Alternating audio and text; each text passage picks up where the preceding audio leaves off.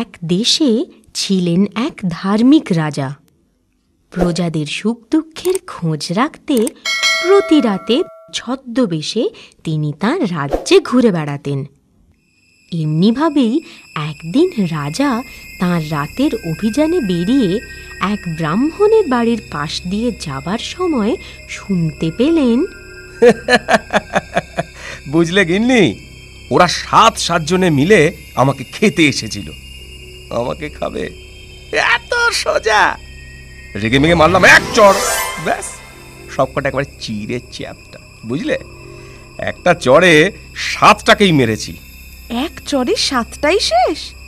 ইস, তোমার হাতের চেটো তো রক্তে ভরে আছে। যাও যাও, আগে হাতটা ভালো করে ধুয়ে এসো। রক্ত টক্ত দেখলে আমার আবার গা ঘিন ঘিন করে। সেই ভালো, আমি হাতটা ধুয়ে আসি, আর এই 7টা লাশেরও একটা গতি করে আসি। তুমি ততক্ষণে খাবার বাড়ো। এমন একজন বীরপুরুষ যে আমার রাজ্যে আছে, সে তো এতদিন আমি জানতেই পারিনি। এক চড়ে যে 7 জনকে মারতে পারে, সে তো দেশে লোক নয়। যাক, দেশের কোনো দরকার পড়লে এই বীরপুরুষটিকে কাজে লাগবে। রাত অনেক হলো, এবার প্রাসাদে ফিরি। মহারাজ, আপনি অনুমতি দিলে এই ভিনদেশি পালোয়ান পর্বত সিং তার শক্তি প্রদর্শনের খেলা শুরু করতে পারে। শুরু করো পর্বত সিং, দেখি তোমার শক্তির খেলা।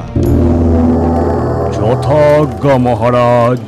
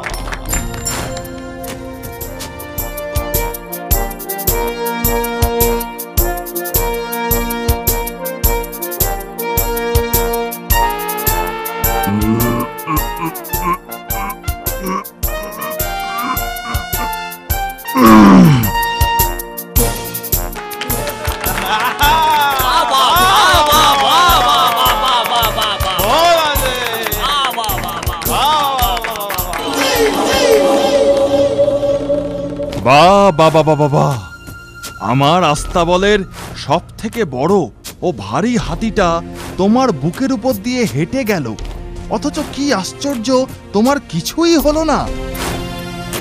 তোমার শক্তি প্রদর্শনে আমি ভারী খুশি হয়েছি। তুমি কি উপহার চাও বলো? বলো পর্বত সিং, বলো, সংকোচ করো না, বলো। মহারাজ, আপনি আমার একটি ইচ্ছা পূরণ করলে আমি মনে করব সেটাই আমার উপহার। বলো, কি তোমার সেই ইচ্ছা, বলো। মহারাজ, বহুদিন বহু দেশে ঘুরে আমার সমকক্ষ কাউকে পেলাম না যার সাথে লড়াই করে জিতে একটু আনন্দ পাব। আপনার রাজ্যে এমন বীর পুরুষ কেউ আছে কি যে আমায় সেই আনন্দ দিতে পারে? আমার রাজ্যে সেনাপতি। অপরাধ নেবেন না মহারাজ, আমি অস্ত্রবিদ্যায় পারদর্শী। মল্লযুদ্ধে আমি কি... থামো থামো, আমি তোমাকে লড়াই করতে বলছি না। মল্লযুদ্ধে তুমি কত বড় পারদর্শী তা আমার জানা আছে। যা বলছি তাই করো। বলুন মহারাজ। শোনো, আমার রাজ্যের পূর্ব সীমান্তে বামুনপাড়ায় একজন বামুন থাকে যে এক চড়ে 7 জনকে মারতে পারে। আমি পথ নির্দেশ দিয়ে দিচ্ছি, তুমি নিজে তাকে এখানে হাজির করো। যথা আজ্ঞা মহারাজ। পালোয়ান পর্বত সিং, সেনাপতি আমার রাজ্যের সেই বীর যোদ্ধাকে হাজির করলে তোমার ইচ্ছা পূরণ হবেই। যথাজ্ঞা মহারাজ।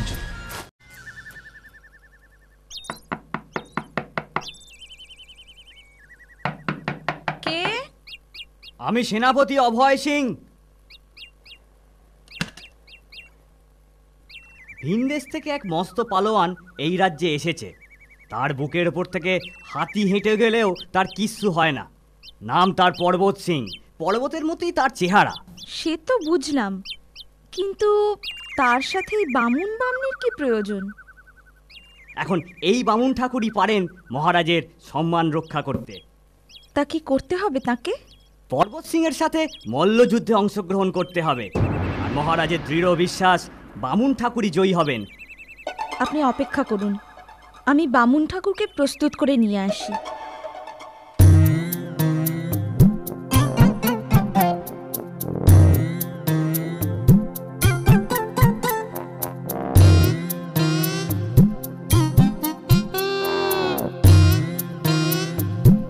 খাটের তলায় লুকালে চলবে? তোমাকে এখনই লড়াইয়ে যেতে হবে। আরে আমি সব শুনেছি গিন্নি। জেনে বুঝে আমি মরতে যাওয়া? পাগল হলে নাকি? এক চড়ে তুমি 7 জনকে মেরেছো, সেখানে একজনকে মারতে পারবে না? আমি তো এক চড়ে 7টা মাছি মেরেছি। মাছি আর ওই পালোয়ান পর্বত সিং এক হলো? স্বয়ং মহারাজ যখন তলব করেছেন, যেতে তোমায় হবেই। যা বলছি শোনো, আমি উনুনের ছাইয়ের সাথে লঙ্কার গুঁড়ো মিশিয়ে দিচ্ছি। 2 হাতের মুঠোয় শক্ত করে লুকিয়ে রেখো। সময় মতো চড় মারার অছিলায় পালোয়ানের চোখে ছিটিয়ে দিও। ঠিক আছে। ভয় পেও না, ভয় পেলে সব গুলিয়ে যাবে। মাথা ঠান্ডা রেখে বীরের মতো যাও। দুর্গা দুর্গা, রক্ষা করো ঠাকুর। আপনারা অধৈর্য হবেন না, এক্ষুনি সেনাপতি এসে যাবেন সেই বীর যোদ্ধাকে নিয়ে।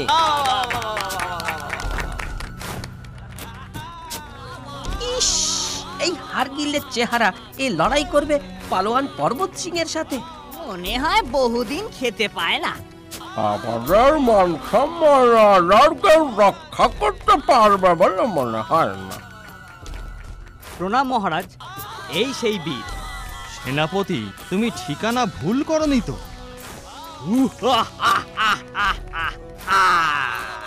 প্রণাম মহারাজ, সেনাপতি ঠিকানা ভুল করেনি। আমি সেই 7 মার পালোয়ান। সিঙা বাজাও, লড়াই শুরু হোক।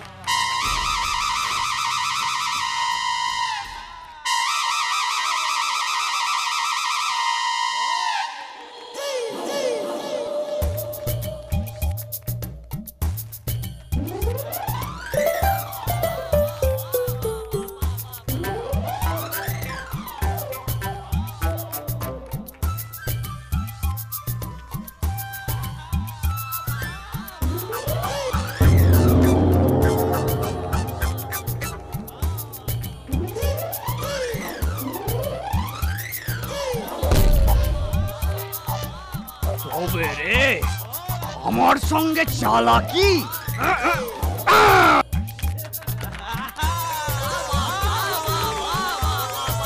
এই নে।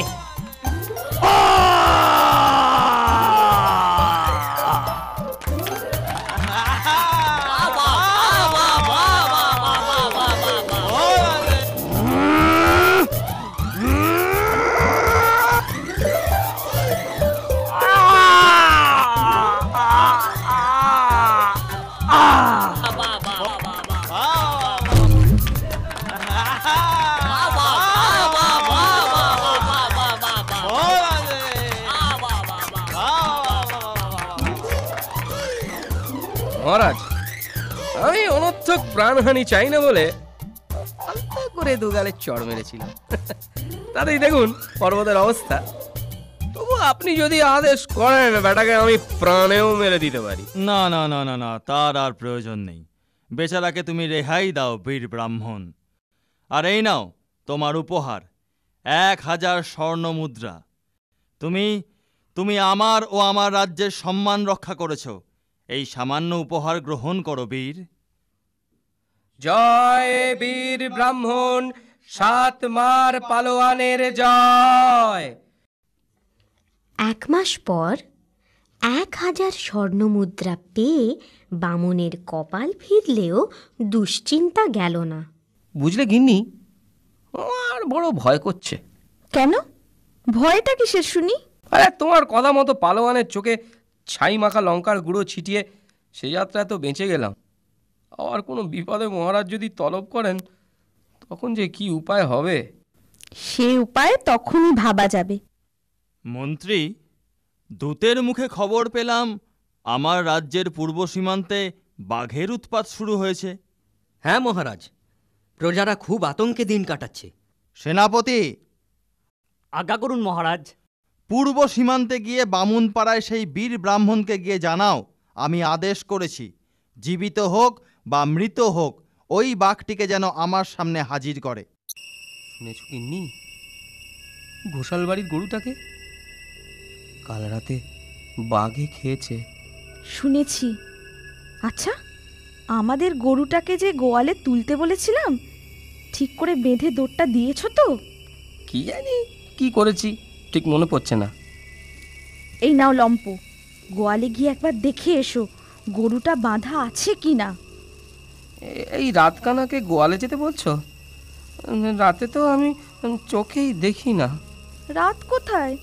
সবে তো সন্ধে। কুড়েমি করে বাহানা না দেখিয়ে যা বলছি তাই করো। লম্পটা নিয়ে যাও দেখিনি। গোয়ালের দৌড়টা তো হাট করে খোলাই দেখছি। কি যে ভুলো মন হয়েছে আমার। এই যা, লম্পটা নিভে গেল যে। একে রাতে চোখে দেখি না, এখন কি করি?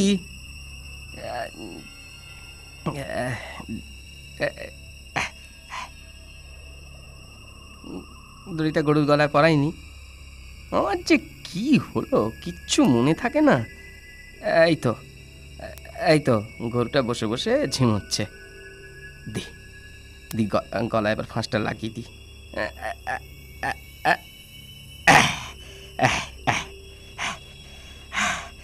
যাক বাবা, কাজ সারা গেল, এখন নিশ্চিন্ত। দরটা দিয়ে ঘরে ফিরে যাই।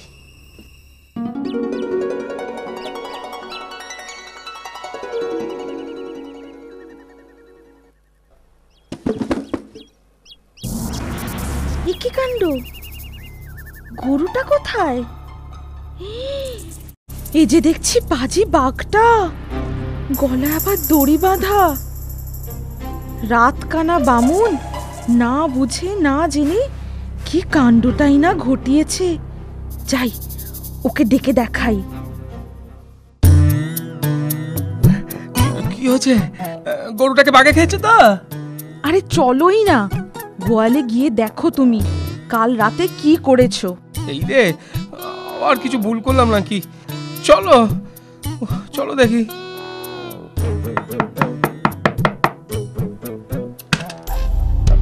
প্রণাম বীর বামুন ঠাকুর। মহারাজ এই খাঁচা পাঠিয়েছেন, জীবিত কি মৃত যেভাবেই হোক বাঘকে সায়স্তা করে মহারাজের সামনে আপনাকে হাজির করতে হবে। চলুন। গিন্নি, কি ব্যাপারটা কি? এই জন্য আমাকে তুমি ঘুম থেকে তুলে নিয়ে এলে? তুমি থামো তো, তোমার বীরত্বের কথা আমায় বলতে দাও। শুনুন সেনাপতি, বাঘ ধরা হয়ে গেছে। বামুন ঠাকুর বাঘের গলায় দড়ি বেঁধে ওই গোয়ালে আটকে রেখেছেন। আপনি কিছু মনে করবেন না সেনাপতি, আসলে উনি নিজের বীরত্বের কথা জাহির করতে পছন্দ করেন না তো, তাই আমায় বাধা দিচ্ছেন। চলুন, খাঁচাটা নিয়ে গোয়ালে চলুন।